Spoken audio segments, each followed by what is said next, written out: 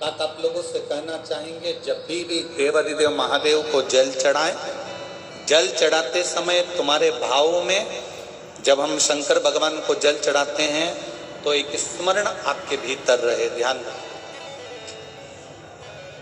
जैसे ये शिवलिंग है, ठीक है,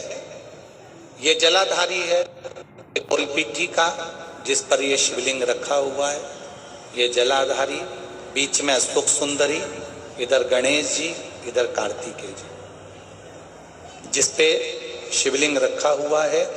ये माता पार्वती जी का हस्त कमल। ऊपर से जो एक एक बूंद पानी नीचे गिरता है वो शंकर भगवान की 5 बेटियां जया, विषहरा, शामली बारी, दौतली और देव। जब शिवजी को जल चढ़ा,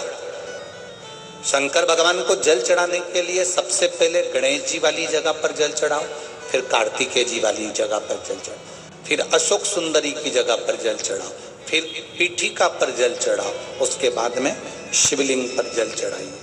जब अपन किसी कामना के लिए अगर जल चढ़ा रहे हैं तो उसके लिए हमको ये ध्यान रखना पड़ेगा, पहले कहाँ चढ़ाना है, जहां से पानी नीचे गिरता है तो राइट में गणेश जी, लेफ्ट में कार्तिक, जो एक भाग होता है, यहाँ पर अपन ने जल चढ़ाया गणेश जी को, यहाँ चढ़ाया कार्तिकेय को, बीच में एक मोटी सी लाइन होती है जहाँ सुख सुंदरी विराजमान होती है, वहां जल चढ़ाकर और फिर जल को चारों तरफ घुमाने के बाद फिर शिव जी को समर्पित कर। एक बात और याद रखिए, जिन बेटे बेटियों की शादी नहीं हो रही, 30 साल 32 साल 35 साल 40 साल 28 साल 27 साल हो गए, उनसे निवेदन है कि जब भी आप देवादिदेव महादेव को जल समर्पित करें,